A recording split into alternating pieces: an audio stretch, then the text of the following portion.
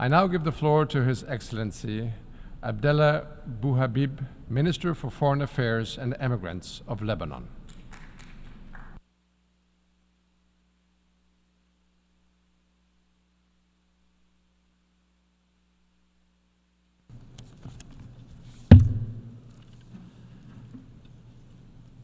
Sayyid Rais. Mr. President,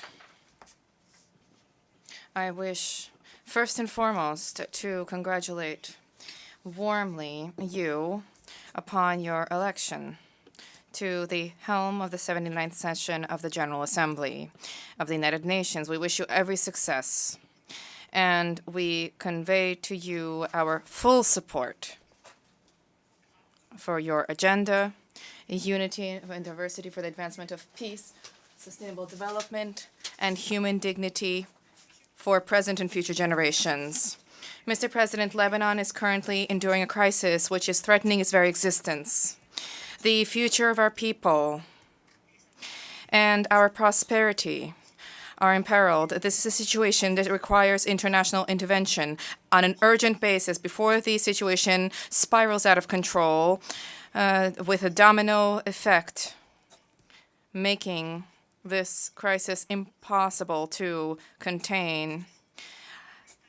Just as it will be impossible to extinguish the flames of this crisis, which will transform into a black hole that will engulf regional and international peace and security. The crisis in Lebanon threatens the entire Middle East with the worst if this situation remains as it currently is, and if the world remains immobile. Mr. President, we welcome the declaration delivered yesterday by the United States and by France, as supported by a number of friendly states, offering the possibility of long-term calm, helping to ensure the restoration of stability along the border, as well as the return of displaced persons. Furthermore, we demand that all possible measures be adopted for this declaration to be implemented. What we are currently experiencing in Lebanon is a consequence of the absence of a lasting, sustainable solution. It is not the cause of an absence of a sustainable solution. The cause is the occupation, and we wish to reiterate this explicitly. The cause is the occupation. To claim anything else would be a loss of time. So long as the occupation persists, there will be instability and there will be war. We have repeatedly, on numerous occasions through the United Nations, we have striven to resolve border disputes with Israel. However, Israel has continuously eluded the issue or disregarded the matter. This is a difficult situation which we are experiencing, and in light of this, we are increasingly committed to international law. We are seeking refuge in the decisions under international law. To that end, Lebanon has contributed to the drafting of the Universal Declaration of Human Rights through one of our children, Malek. And despite the inability of the United Nations to protect us from the Israeli aggression up until now, we remain committed to the role of this organization as a front line of defense in the face of occupation, violence, devastation, and oppression. Today, we desperately need the United Nations to play its role as a refuge for small countries who have been victimized by aggression. These countries include my homeland, Lebanon.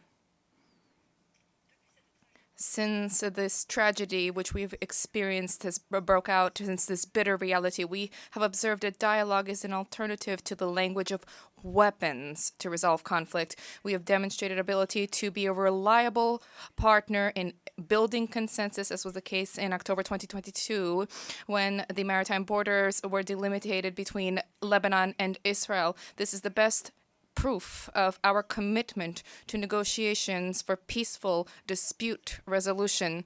Furthermore, we proposed during 2 Security Council meetings, the most recent one was held on the 17th of June last, and this topic addressed was the situation in the Middle East. We proposed an integrated framework to achieve a lasting pacification in the border south of Lebanon, and we wish to reiterate today our call for a ceasefire on all fronts, for this to be an opportunity and a prerequisite towards the full-fledged implementation of Resolution 1701 of the United Nations Security Council, which has been effective in establishing a relative degree of stability in the south of Lebanon since the end of the July 2006 war up until 7 October 2023.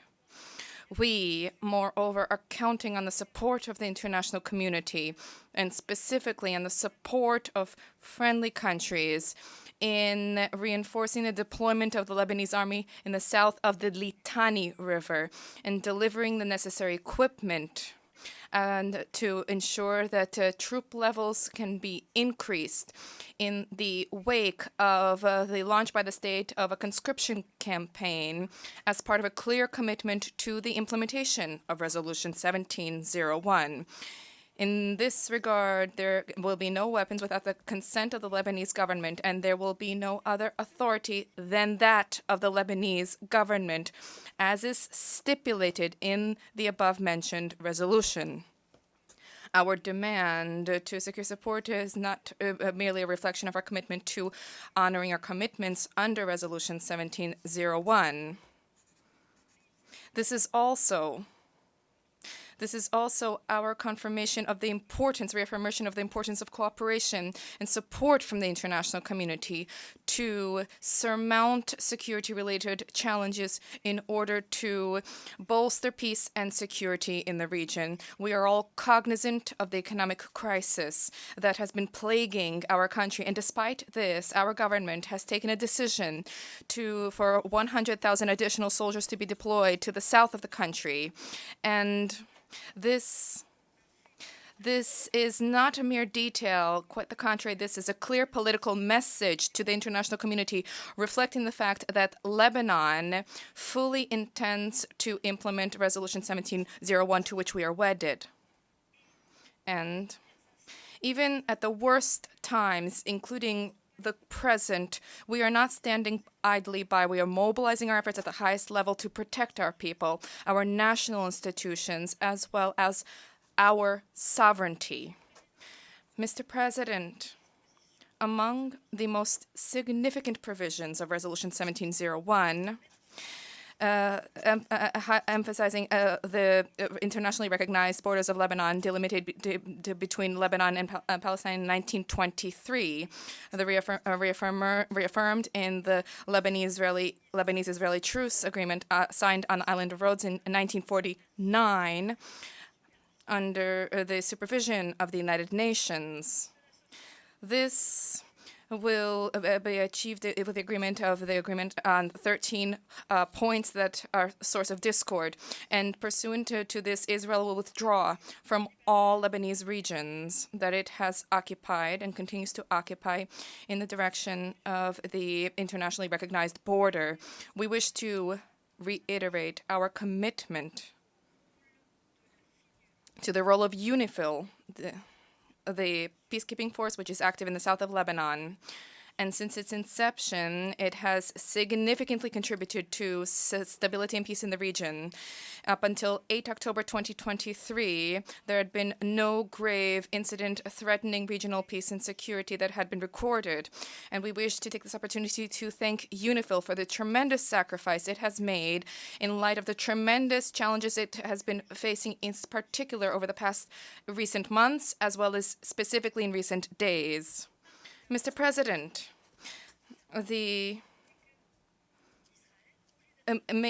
Israel, instead of focusing on incessant wars, Israel is continuously radicalizing. One of the gravest challenges Lebanon currently faces is this increase in aggression. The war has expanded and it spilled over into Lebanese regions. We are increasingly concerned due to the systematic destruction of Lebanese border villages, the collective punishment imposed on people, the setting of fire to agricultural lands with white phosphorus, thereby rendering these lands unusable for many years.